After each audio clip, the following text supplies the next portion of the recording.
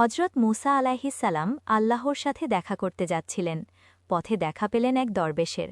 সেই দরবেশ ১০০ বছর ধরে রাত দিন এবাদত করেছেন, কিন্তু তার মনে একটাই প্রশ্ন, আমি কি জান্নাতে যাব নাকি জাহান্নামে? মুসা আল্লাহর কাছে জিজ্ঞাসা করলেন।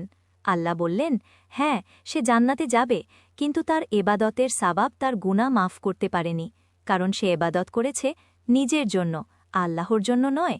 তার হৃদয় ছিল অহংকার, না ছিল খাঁটি ভালোবাসা। আমরা কত এবাদাত করি, কিন্তু কার জন্য? আল্লাহ বলেন, আমি তোমাদের এবাদাতের মুখাপেক্ষী নই। সূরা জুমার ৭। তাই আজ থেকে এবাদত করো শুধু আল্লাহর সন্তুষ্টির জন্য, নিজের জন্য নয়। গল্পটি ভালো লাগলে সাবস্ক্রাইব, কমেন্ট। হজরত মুসা আলাইহিসসালাম আল্লাহর সাথে দেখা করতে যাচ্ছিলেন। পথে দেখা পেলেন এক দরবেশের। সেই দরবেশ ১০০ বছর ধরে রাত দিন এবাদত করেছেন, কিন্তু তার মনে একটাই প্রশ্ন, আমি কি জান্নাতে যাব নাকি জাহান্নামে? মুসা আল্লাহর কাছে জিজ্ঞাসা করলেন। আল্লাহ বললেন, হ্যাঁ, সে জান্নাতে যাবে, কিন্তু তার এবাদতের সাবাব তার গুনাহ মাফ করতে পারেনি, কারণ সে এবাদত করেছে নিজের জন্য, আল্লাহর জন্য নয়। তার হৃদয় ছিল অহংকার, না ছিল খাঁটি ভালোবাসা।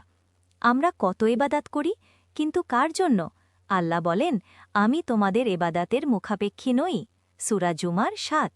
তাই আজ থেকে এবাদত করো শুধু আল্লাহর সন্তুষ্টির জন্য, নিজের জন্য নয়। গল্পটি ভালো লাগলে সাবস্ক্রাইব, কমেন্ট।